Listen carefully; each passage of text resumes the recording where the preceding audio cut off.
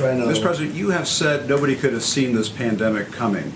But in fact, Secretary Azar at a biodefense summit in April 2019 said, of course, the thing that people ask, what keeps you most up at night in the biodefense world? Pandemic flu, of course. I think everyone in this room probably shares that concern. Your own Health and Human Services Secretary was aware that this had the potential of being a very big problem around the world, a pandemic of this nature. Who dropped the ball? Well, I always knew that pandemics are one of the worst things could happen. There's been nothing like this since probably 1917. That was the big one in Europe. It started actually here and went to Europe, probably. I've heard about, excuse me, wait a minute, let me finish. I've heard about this for a long time, pandemics. You don't want pandemics. If you are preparing for a pandemic, if this government were preparing for a pandemic, why is it we don't have enough masks? Why is it we don't have enough medical equipment in this country? Previous administrations gave us very little ammunition for the military and very little shelf space. Let me just tell you, you know it. You know the answer. The previous administration, the shelves were empty. The shelves were empty. So what you should do is speak to the people from the previous administration, Jim, and ask them that question. Because the shelves were empty. And you know what else? The military shelves were also empty.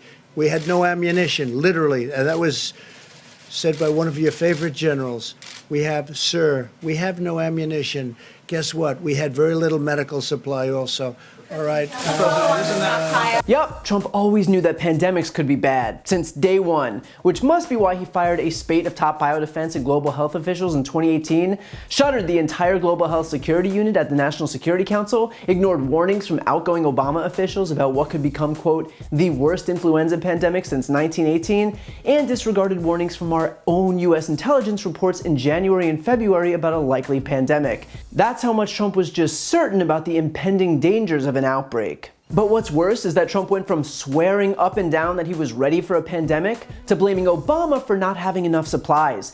You don't get to pat yourself on the back for having such genius foresight and then, in the same breath, blame the guy who left office in 2016 for not restocking the shelves over the last 40 years. I mean, this logic is absurd. You don't get to have it both ways. But Trump is trying to take credit for being some genius of preparation when it comes to global pandemics, and yet couldn't manage to stock up on equipment and do a single thing to fix what he himself says are empty shelves. And clearly that wasn't lost on Jim Acosta, who tries multiple times to tell Trump while he was busy blaming Obama that the last president hasn't been in office for nearly 4 years. And of course, Trump talked over him and wouldn't acknowledge this point. But that's probably because his argument doesn't hold water. Whether in fact the stockpile was depleted is entirely uncertain, and it's abundantly clear that we wouldn't get an honest answer on that from Trump anyway. But even if it was depleted, even if the shelves were completely empty and tumbleweeds were blowing through barren warehouses, it was Trump's job to fill it. This isn't January of 2017. Trump has been president for nearly 4 years. He is responsible for what happens now. Perhaps if he'd been more concerned with taking proactive measures to keep us safe, instead of undoing every single piece of legislation with Obama's name on it, we wouldn't be in a situation where doctors and nurses are being forced to reuse contaminated masks and wear garbage bags and rain ponchos for protection. Perhaps all of that time rolling back Obama's fuel standards for cars and trying to rip healthcare away from millions of Americans because the law was named after Obama could have been better spent preparing for the inevitability of a pandemic, especially considering, as Trump has been quick to brag, that he was more than aware that this could happen. Of course, the truth is that despite the myriad of warnings, Trump didn't care because he was never interested in the long-term health of the country, but rather in whatever short-term goals were right in front of his face. He exploded the deficit with a corporate tax cut that will take years, if not decades, to recover from, but he only cared about the immediate PR from business owners who were more than pleased. He hollowed out experts from every corner of government so that he could brag about reducing federal spending, with no forethought about just how unprepared it would leave us in situations that actually call for their expertise.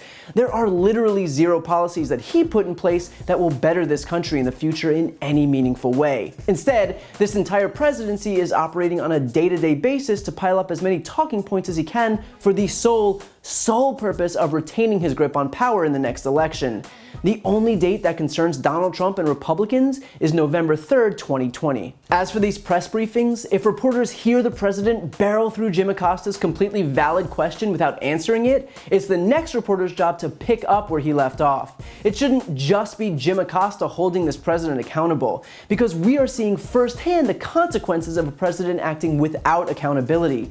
We see it on a daily basis, as Trump downplayed the virus and claimed it was contained and refused to invoke the Defense Production Act earlier and gave incorrect messages about nationwide websites and on and on. And it's precisely that lack of leadership that has put us in such a woefully precarious position as the virus continues to sweep across this country. The danger here isn't just the virus, it's Trump's response to it. And unless people start to hold him to account, it is the American people who will continue to suffer.